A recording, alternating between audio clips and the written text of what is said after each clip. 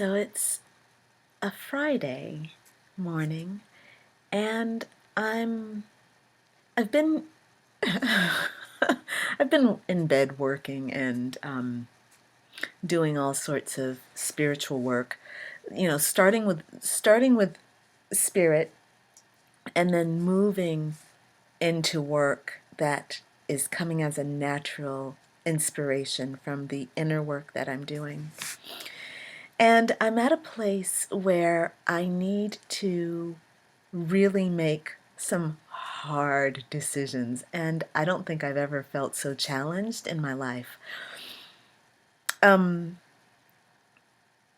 Family has been a source of problem for me all my life. I didn't recognize it as a problem earlier, but it's the family dynamic that is coming up right now. So astrologically this year, I am supposed to, I have a lot of planets in my fourth house, which has to do with family, home, and emotional well-being. So I had this impulse to go back to California and deal with my family issues there. However, I and it feels inside like it's a very mature thing to do to go to California to handle family business. The thing is, the feeling of maturity is not a real feeling. It's kind of more of a mental construct that intellectually feels right. So it's more of a logical thinking, it's more of an intelligence, it's more of even a wisdom that comes from the mind. And I'm struggling with this because my heart is saying to do something totally different. And my heart is saying to do something that goes against my logical self. And I've been in this position a lot, and I've always followed my head. But the thing is, following my head has gotten me a level of wisdom and responsibility, but it's not gotten me the joy that I crave, and it's not gotten me the passion that I feel. It's got me actually the opposite. Like, in society, I look like I'm somebody who has my shit together. Like I'm somebody that people come to when they know they want something done right, or they know they need some good solid advice. And that's really fine. That's really admirable. However, my soul is dying on the vine. My heart is withering, and it sucks. And it's something that I'm actually starting to see in my face. I'm starting to see it in my being, my relationships. So I'm actually going to do something wild and go fully against my brain, go fully against my logic, and I'm going to leap and follow my heart. And right now I can feel my heart radiating warmth. My mind is going, what the fuck are you thinking? There's a real battle that I feel. Like all my lower chakras are kind of really like activated, I feel my body. But there's a part of my brain that is going, it's scary, it's like, that's dumb. That's dumb. So, look, I have decided that I'm going to follow my heart. So, I'm doing it, which means that I need my body on board. My body's actually feeling like it's on board. I need my brain on board so that I can have the most success, because you need alignment. So once you decide what it is you're going to do, it's really important that you get yourself on board on all the levels that you can. So the decision itself is already a recognition and a calling to the universe of what you're going to do, a real decision. a wavering decision is not the same as a real decision. So sometimes you can decide something, you can say, yeah, yeah, okay. And there's this part of you, you can see that there are two different things going on. There's, yes, I'm saying yes, and yes, I think I should be doing that, but I'm not actually on board with that. As opposed to, yes, I am afraid, but I'm still doing it. I'm getting ready to organize it. I'm taking action. I'm saying yes. So that is where I am right now. There's still a wavering in me. There's still fear. And I'm going to do that. I'm going to deal with that by doing some real shadow work, by sitting down with a pen and paper and asking myself what I'm afraid of, looking at the different fears, acknowledging those fears, but not giving those fears permission to actually have operation over my body. So, for example, the fear of making a mistake. I acknowledge that fear. My shadow work will go something like this. I have a lot of writing to do, but the mental conversation with myself is I acknowledge that as a valid fear. That is something that feels really real, and it's scary. But I also am going to move forward in spite of that fear. I'm going to take a risk, and I'm willing 100% to accept full responsibility. Wow, my stomach is really burning with that. Like I can feel the fire. And it's a positive burning. There's a negative burning where it feels like a sinking, but this one feels like it's roaring, like it's like there's somebody who just stoked the fire, like somebody just put fuel into the the chamber that's holding the fire. And it feels like, yes, you're doing this. And I'm looking now and I'm seeing affirmation and the sun is coming up. It's been so gray and now the sun is coming up, and that's further affirmation for me that this is something I have to do. And what I'm doing is going to make me in my mind. This doesn't necessarily have anything to do with reality, but this is another one of the fears. There's the fear of making the mistake. It's the fear of being called on my mistake. And then there's the fear that goes along with people not liking me because I made a mistake. And people not liking me because I'm not adhering to their rules, to their thoughts of how I should be and how things should be done. There's fear that exists inside of me around that. And I feel that as a fear, but again, I feel this kind of rising up of it's not a denial of the fear and it's not a suppression. It's a rising up in spite of. I think it's really courage. I think I feel courageous right now in the face of fear. I think I'm confronting my fear right now. Yeah, confronting fear is what I'm doing right now. It feels it feels scary, but it also feels really right and powerful. So one of the things that's happening for me this year is I'm standing strong in who I am. I've where I am and understanding myself as a soul who's on earth is that all my life I've denied who I am, I've suppressed who I am, and I've lived to please other people and to want other people to feel good with me. And but what I've done is to try to change myself so that other people feel good. And even when I'm wrong with something, like there's this thing where I acknowledge that I'm wrong, but it's not to acknowledge that I'm wrong with myself. More, it's to acknowledge that I'm wrong so that other people will accept me.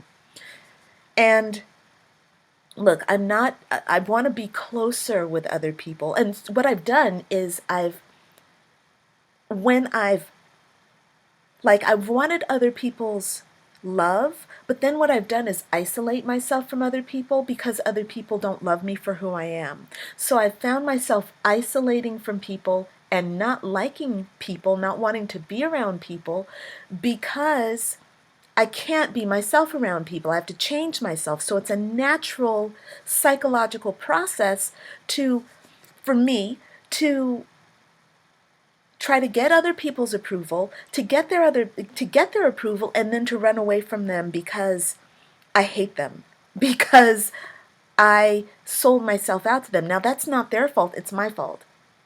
So having awakened to this as being the thing that I've done all of my life, I've now started being myself and taking full responsibility for being myself, and there's a lot less judgment that's happening. I was really judgmental of myself, really self-loathing, really self-hating, and now this is not happening. What I'm doing is I'm loving myself, and there are people who are like, I don't like you. You're not doing it right. You're not supporting me. And I'm saying, yeah, I'm not.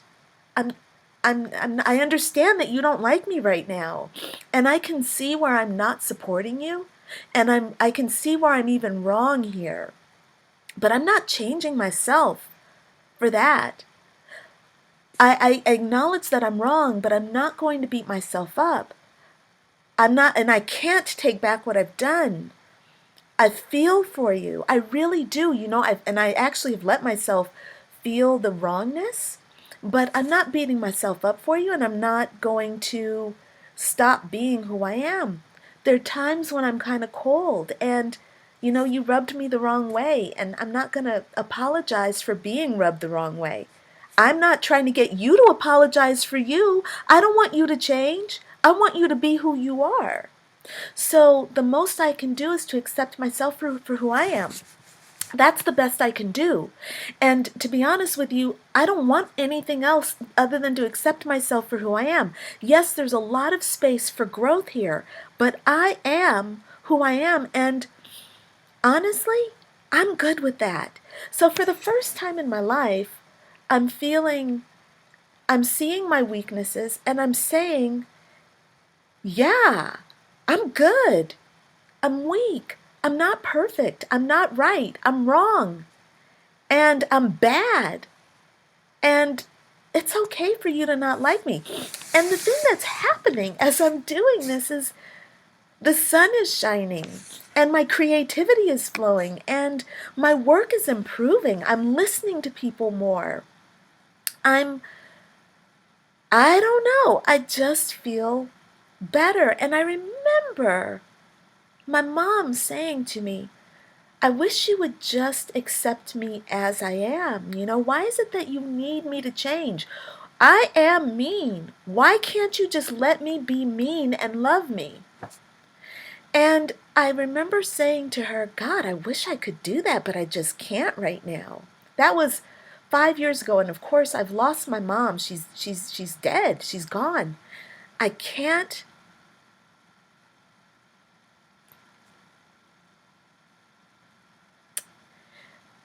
I can't I can't go back and tell her that she was right. I can't go back, but I can live it now for myself. And I can live it for other people who just want to be accepted for who they are. I can live it for myself. That's all I have to do. And it's funny because since the new moon, or maybe it was since the last full moon, there have been so many instances of mother coming up. Even the moon represents mother, but the moon always represents mother, so it's sometimes hard to get, it's hard to tell when it's about my mother or about the mother in general, but my mother has a way of coming forth to me very clearly through numerology and through a few other things that I noticed. And the numerology has been really strong. Even this morning I woke up and her numerology was flashing. And on the new moon, her numerology was flashing. And I'd been in touch, but I realized that this really is about having, getting healing for myself in context of my mom, and getting, sharing that message. So look, my message is different, obviously, than what your message would be. But it's a recognition of what even mother means inside, the role that our mothers play for us. And not to be going off on a tangent, I won't go off on a tangent. I'm going to try to come back to what I originally started to say with this video.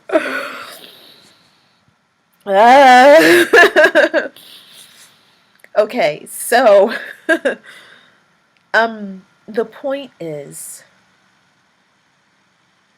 self-love is really about recognizing your faults and loving yourself with your faults as in an entirety. And it really is true. I'm here to prove it. You're better off loving yourself.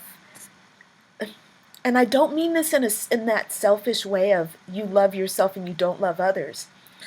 No, you love yourself, and as a result, you become a better lover to other people, for other people. But loving yourself is not loving the perfected idea of yourself. It's about loving yourself with your flaws, with your idiosyncrasies, with your mistakes, with your weakness, with your faults. And the more you love yourself with all that, the more you can shed love with other people, because you've let down the barriers to other people and to love. And that's what I feel right now. Okay, I think that's all I have to say.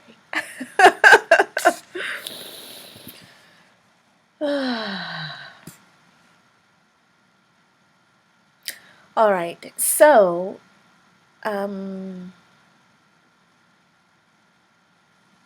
that's all for now.